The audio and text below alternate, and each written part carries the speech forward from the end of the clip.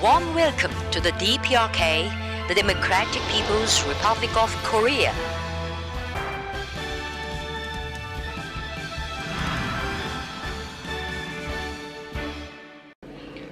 Hei, salutare lume! Ce faceți? Eu am să vă spun cât m-a costat călătoria în Coreea de Nord.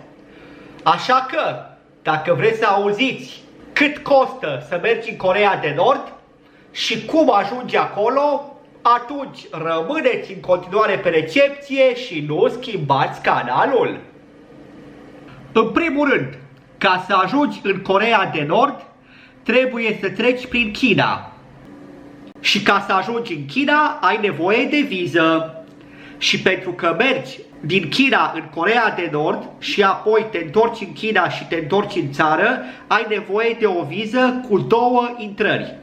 Iar o asemenea viză costă 420 de lei.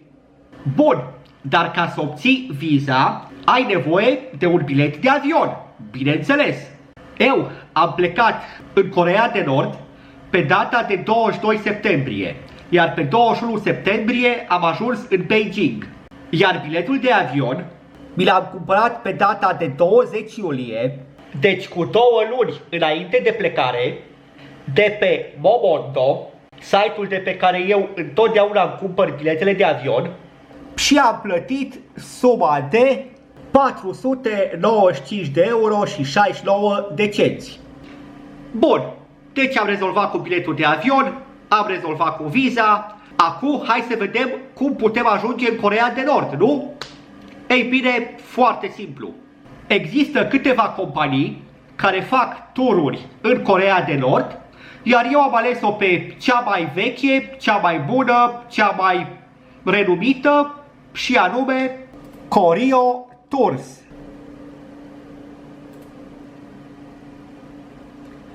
Și mi-am luat următorul tur de 3 nopți în DPRK la prețul de 799 de euro.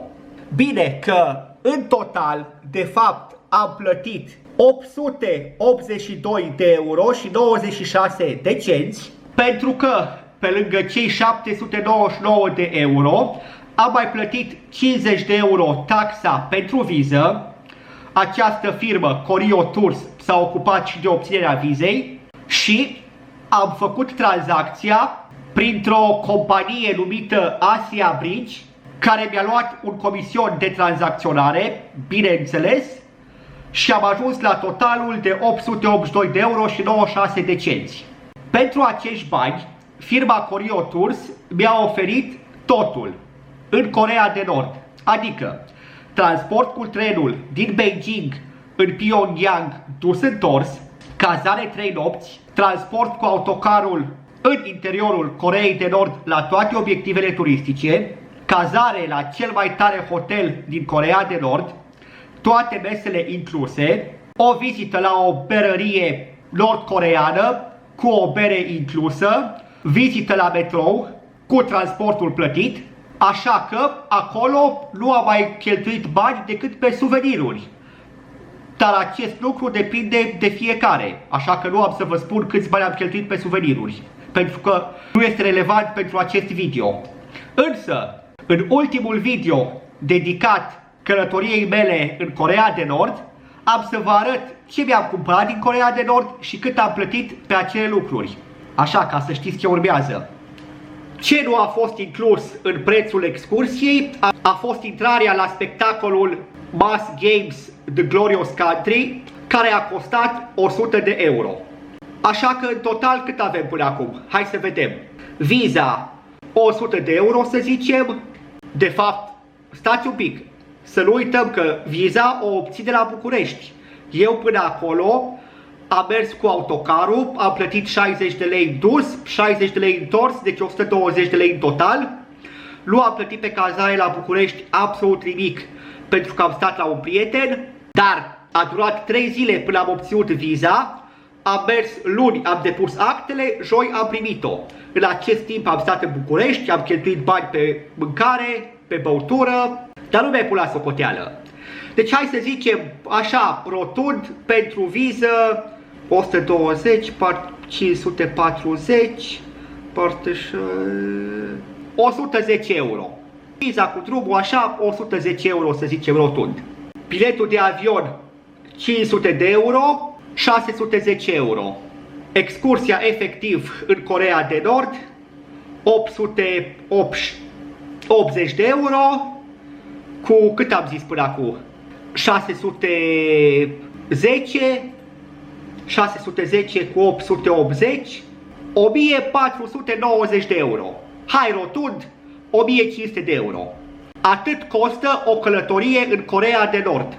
1500 de euro. Pentru 3 nopți, 4 zile. E mult, e puțin, decideți voi. Eu pot să vă spun că am fost foarte mulțumit de ceea ce am primit pentru acești bani. A fost o experiență cu adevărat unică, inegalabilă și vă sfătuiesc cu drag să mergeți și voi să vizitați Coreea de Nord. Pentru că ați văzut și voi deja în videourile mele cam ce se poate vedea pe acolo, turist fiind. Și experiența în sine este mult mai interesantă și mai faină decât am putut eu să vă arăt. Credeți-mă pe cuvânt de călător. Așa că, dacă dispuneți de acești bani, dacă vreți să aveți o experiență cu adevărat deosebită, mergeți în Coreea de Nord și eu vă sfătuiesc să mergeți în luna septembrie, atunci când au loc aceste spectacole, Mass Games, pentru că la fel este un spectacol unic în lume. L-ați văzut deja la mine pe canal, filmat integral și puteți să vă faceți o părere. Pe lângă asta, vă mai sfătuiesc pe cei care sunteți pasionați de alergare, care alergați maraton, să mergeți atunci când este maratonul Pyongyangului. Pentru că, la fel, este o experiență cu adevărat deosebită și mi-a explicat ghidul că dacă participi la un asemenea maraton, te simți ca și cum ai participat la o olimpiadă. Pentru că o să ai parte de un stadion plin de oameni care te aclamează, ovaționează și efectiv te simți ca un atlet care participă la olimpiadă. Și așa de frumos a vorbit despre acest lucru încât, sincer, chiar și eu care nu alerg și în niciun caz nu alerg maraton, mă gândesc să merg și să particip la maratonul Pyongyangului. Dar încă mă gândesc, să văd. Acestea fiind zise, eu sunt Adi Vlog, acum știți cât costă o călătorie în Coreea de Nord. Acesta a fost vlogul de astăzi, v-am pupat și până data viitoare, vlogul l-am încheiat. Pam, pam, mua! Dacă ești nou pe aici, atunci nu uita ca înainte de plecare să apeși butonul de abonare ca să ai ce viziona în continuare.